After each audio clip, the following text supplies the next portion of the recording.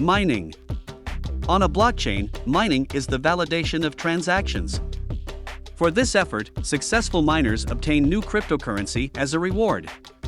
The reward decreases transaction fees by creating a complementary incentive to contribute to the processing power of the network.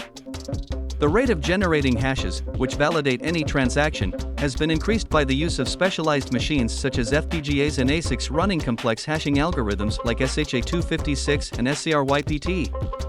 This arms race for cheaper yet efficient machines has existed since Bitcoin was introduced in 2009.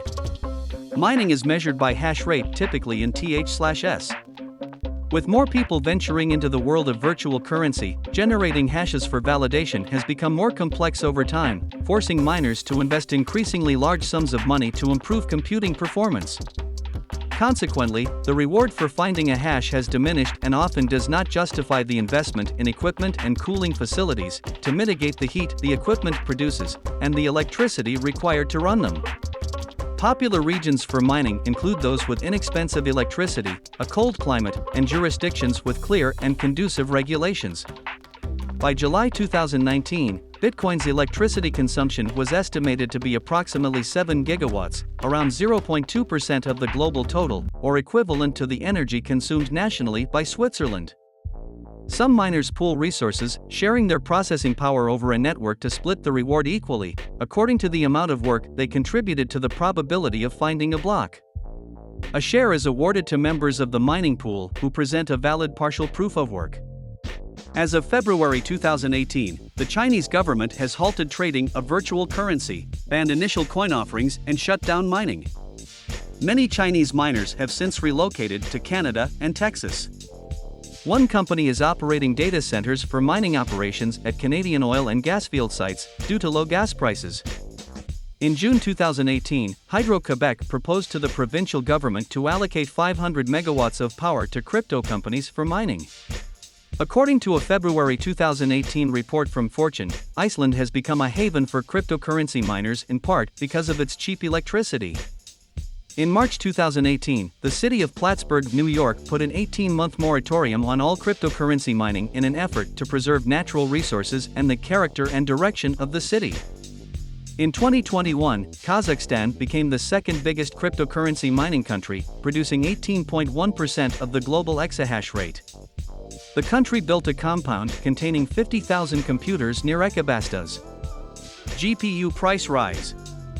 An increase in cryptocurrency mining increased the demand for graphics cards, GPU, in 2017. The computing power of GPUs makes them well-suited to generating hashes. Popular favorites of cryptocurrency miners such as NVIDIA's GTX 1060 and GTX 1070 graphics cards, as well as AMD's RX 570 and RX 580 GPUs, doubled or tripled in price, or were out of stock. A GTX 1070 which was released at a price of $450 sold for as much as $1,100. Another popular card, the GTX 1060, 6GB model, was released at an MSRP of $250 and sold for almost $500. RX 570 and RX 580 cards from AMD were out of stock for almost a year. Miners regularly buy up the entire stock of new GPUs as soon as they are available. NVIDIA has asked retailers to do what they can when it comes to selling GPUs to gamers instead of miners. Boris Bols, PR manager for NVIDIA in the German region, said, "Gamers come first for NVIDIA." Mining accelerator chips. Numerous companies developed dedicated crypto mining accelerator chips, capable of price performance far higher than that of CPU or GPU mining. At one point, Intel marketed its own brand of crypto accelerator chip, named Blockscale. Wallets. An example paper printable Bitcoin wallet consisting of one Bitcoin address for receiving and the corresponding private key for spending. A cryptocurrency wallet is a means of storing the public and private keys, address, or seed which can be used to receive or spend the cryptocurrency. With the private key, it is possible to write in the public ledger, effectively spending the associated cryptocurrency. With the public key, it is possible for others to send currency to the wallet. There exist multiple methods of storing keys or seed in a wallet. These methods range from using paper wallets, which are public, private, or seed keys written on paper, to using hardware wallets, which are hardware to store your wallet information, to a digital wallet, which is a computer with a software hosting your wallet information, to hosting your wallet using an exchange where cryptocurrency is traded, or by storing your wallet information on a digital medium such as plain text. Anonymity. Bitcoin is pseudonymous, rather than anonymous. The cryptocurrency in a wallet is not tied to a person, but rather to one or more specific keys or addresses. Thereby, Bitcoin owners are not immediately identifiable, but all transactions are publicly available in the blockchain. Still, cryptocurrency exchanges are often required by law to collect the personal information of their users. Some cryptocurrencies, such as Monero, ZeroCoin, ZeroCash, and CryptoNote, implement additional measures to increase privacy, such as by using zero-knowledge proofs. Economics. Cryptocurrencies are used primarily outside banking and governmental institutions and are exchanged over the internet. Block rewards. Proof-of-work cryptocurrencies, such as Bitcoin, offer block rewards incentives for miners. There has been an implicit belief that whether miners are paid by block rewards or transaction fees does not affect the security of the blockchain, but a study suggests that this may not be the case under certain circumstances. The rewards paid to miners increase the supply of the cryptocurrency. By making sure that verifying transactions is a costly business, the integrity of the network can be preserved as long as benevolent nodes control a majority of computing power. The verification algorithm requires a lot of processing power, and thus electricity in order to make verification costly enough to accurately validate public blockchain. Not only do miners have to factor in the costs associated with expensive equipment necessary to stand a chance of solving a hash problem, they further must consider the significant amount of electrical power in search of the solution. Generally, the block rewards outweigh electricity and equipment costs, but this may not always be the case. The current value, not the long-term value, of the cryptocurrency supports the reward scheme to incentivize miners to engage in costly mining activities. In 2018, Bitcoin's design caused a 1.4% welfare loss compared to an efficient cash system, while a cash system with 2% money growth has a minor 0.003% welfare cost. The main source for this inefficiency is the large mining cost, which is estimated to be $360 million per year. This translates into users being willing to accept a cash system with an inflation rate of 230% before being better off using Bitcoin as a means of payment. However, the efficiency of the Bitcoin system can be significantly improved by optimizing the rate of coin creation and minimizing transaction fees. Another potential improvement is to eliminate inefficient mining activities by changing the consensus protocol altogether. Transaction fees. Transaction fees for cryptocurrency depend mainly on the supply of network capacity at the time, versus the demand from the currency holder for a faster transaction. The currency holder can choose a specific transaction fee, while network entities process transactions in order of highest offered fee to lowest. Cryptocurrency exchanges can simplify the process for currency holders by offering priority alternatives and thereby determine which fee will likely cause the transaction to be processed in the requested time. For Ethereum, transaction fees differ by computational complexity, bandwidth use, and storage needs, while Bitcoin transaction fees differ by transaction size and whether the transaction uses SegWit. In February 2023, the median transaction fee for Ether corresponded to $2.2845, while for Bitcoin it corresponded to $0.659. Some cryptocurrencies have no transaction fees and instead rely on client-side proof-of-work as the transaction prioritization and anti-spam mechanism. Exchanges. Cryptocurrency exchanges allow customers to trade cryptocurrencies for other assets, such as conventional fiat money, or to trade between different digital currencies. Crypto marketplaces do not guarantee that an investor is completing a purchase or trade at the optimal price. As a result, as of 2020 it was possible to arbitrage to find the difference in price across several markets. Atomic swaps. Atomic swaps are a mechanism where one cryptocurrency can be exchanged directly for another cryptocurrency, without the need for a trusted third party such as an exchange. Bitcoin ATM. Jordan Kelly, founder of Robocoin, launched the first Bitcoin ATM in the United States on February 20, 2014. The kiosk installed in Austin, Texas, is similar to bank ATMs but has scanners to read government-issued identification such as a driver's license or a passport to confirm users' identities. Initial coin offerings. An initial coin offering, ICO, is a controversial means of raising funds for a new cryptocurrency venture. An ICO may be used by startups with the intention of avoiding regulation. However, securities regulators in many jurisdictions, including in the US and Canada, have indicated that if a coin or token is an investment contract, e.g., under the Howey test, i.e., an investment of money with a reasonable expectation of profit based significantly on the entrepreneurial or managerial efforts of others, it is a security and is subject to securities regulation. In an ICO campaign, a percentage of the cryptocurrency, usually in the form of tokens, is sold to early backers of the project in exchange for legal tender or other cryptocurrencies, often Bitcoin or Ether. According to PricewaterhouseCoopers, 4 of the 10 biggest proposed initial coin offerings have used Switzerland as a base, where they are frequently registered as non-profit foundations.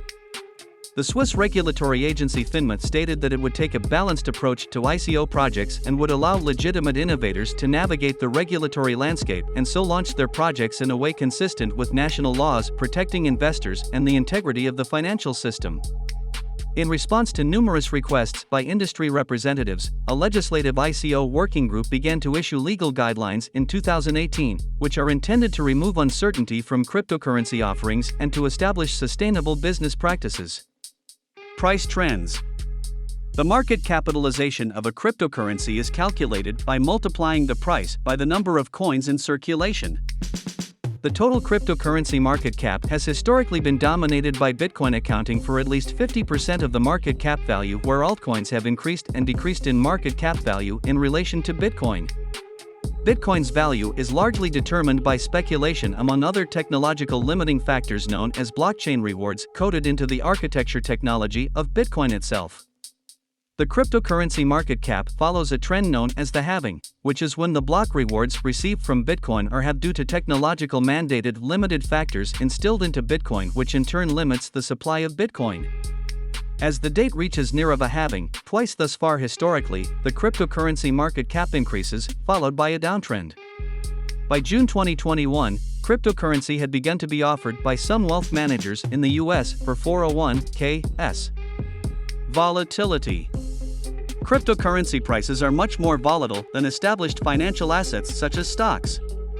For example, over 1 week in May 2022, Bitcoin lost 20% of its value and Ethereum lost 26%, while Solana and Cardano lost 41% and 35% respectively. The falls were attributed to warnings about inflation.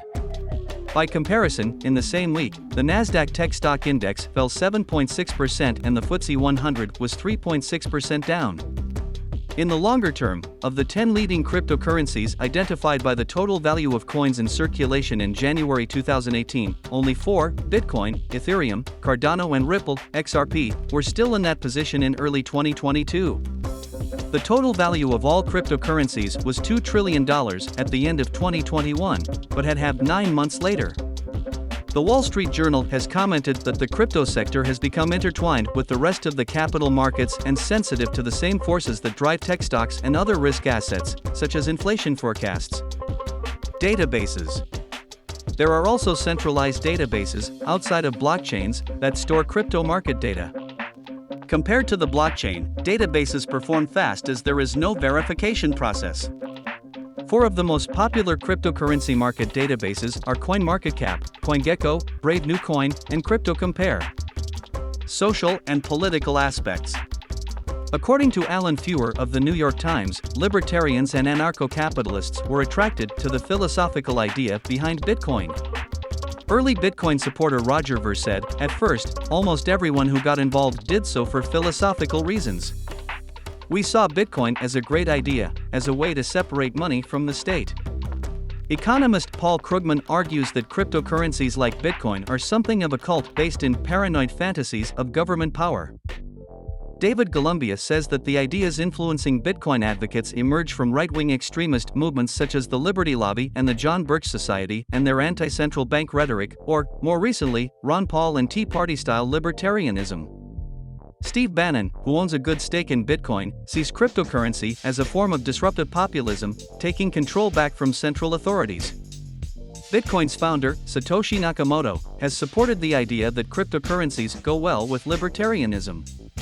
It's very attractive to the libertarian viewpoint if we can explain it properly, Nakamoto said in 2008. According to the European Central Bank, the decentralization of money offered by Bitcoin has its theoretical roots in the Austrian School of Economics, especially with Friedrich von Hayek in his book Denationalization of Money, The Argument Refined, in which Hayek advocates a complete free market in the production, distribution and management of money to end the monopoly of central banks. Increasing regulation. The rise in the popularity of cryptocurrencies and their adoption by financial institutions has led some governments to assess whether regulation is needed to protect users. The Financial Action Task Force, FATF, has defined cryptocurrency-related services as virtual asset service providers, VASPs, and recommended that they be regulated with the same money laundering, AML, and Know Your Customer, KYC, requirements as financial institutions. In May 2020, the Joint Working Group on Inter-VASP Messaging Standards published IVMS 101, a universal common language for communication of required originator and beneficiary information between VASPs. The FATF and financial regulators were informed as the data model was developed.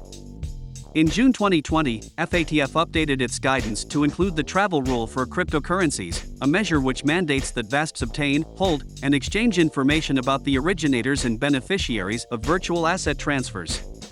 Subsequent standardized protocol specifications recommended using JSON for relaying data between VASPs and identity services. As of December 2020, the IVMS 101 data model has yet to be finalized and ratified by the three global standard-setting bodies that created it.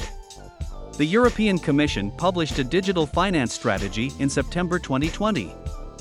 This included a draft regulation on markets in crypto assets, MiCA, which aimed to provide a comprehensive regulatory framework for digital assets in the EU. On June 10, 2021, the Basel Committee on Banking Supervision proposed that banks that held cryptocurrency assets must set aside capital to cover all potential losses. For instance, if a bank were to hold Bitcoin worth $2 billion, it would be required to set aside enough capital to cover the entire $2 billion. This is a more extreme standard than banks are usually held to when it comes to other assets. However, this is a proposal and not a regulation. The IMF is seeking a coordinated, consistent and comprehensive approach to supervising cryptocurrencies. Tobias Adrian, the IMF's financial counselor and head of its Monetary and Capital Markets Department, said in a January 2022 interview that agreeing global regulations is never quick. But if we start now, we can achieve the goal of maintaining financial stability while also enjoying the benefits which the underlying technological innovations bring.